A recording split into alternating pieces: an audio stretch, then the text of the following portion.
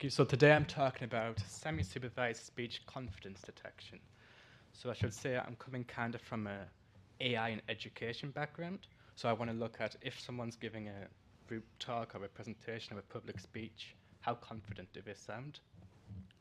So speaking of confidence, it's essential for getting your ideas across, but also if you sound confident, it can make yourself feel more confident in your abilities.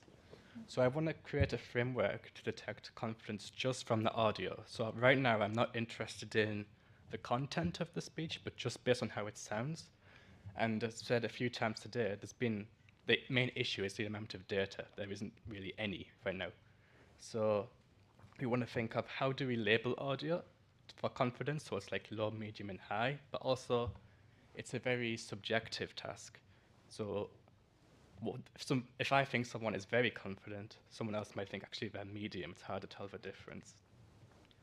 So I do a semi-supervised learning approach. So I do model-based pseudo-labeling. So I train a model to generate labels for a large amount of unlabeled data. And a part of doing that is coming up with a set of features. So these include pitch, rate of speech, and amplitude. And then also detecting, does your speech contain a disfluency or do you sound stressed? And how much do these features, as well as the audio itself, kind of influence how the model thinks of confidence? So ideally, it's a bit lower quality than I thought, but we'd have a simple network where we'd have the audio. We could put it through the whisper encoder. So originally that's for transcripts and speech recognition, but if we use the encoder part of it, it contains a nice embedding for like emotion and confidence. So how do I adapt this in order to include all of these labels? So I create a vector with these features.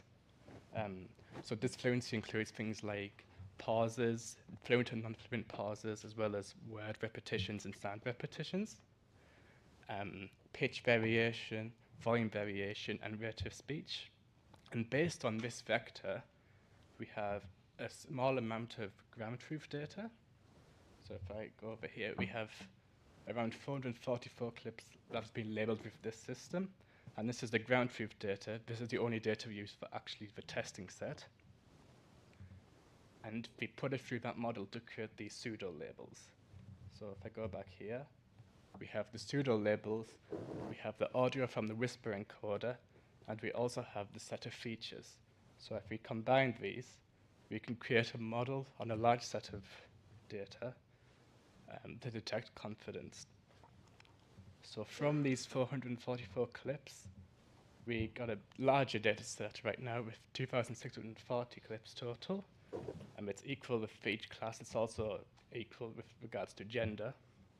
And that's what's used to train the model and used for validation. So this is from a few months ago now, but it's like really good at identifying high and low confidence, but it struggles with medium. So that might be because it is very subjective or because of bias in the small amount of data. So right now we're trying like a contrastive learning approach to see if we can better identify this medium class. And we also looked at how much each feature contributes to the model making decision. So the one on the left is for low, the one on the right is for high. So you could put both, it's kind of like this amplitude and the pitch data as well, so more of the statistical data rather than things like disfluencies and stress. So maybe in the future, instead of looking at just these features, we've got a larger set of vectors.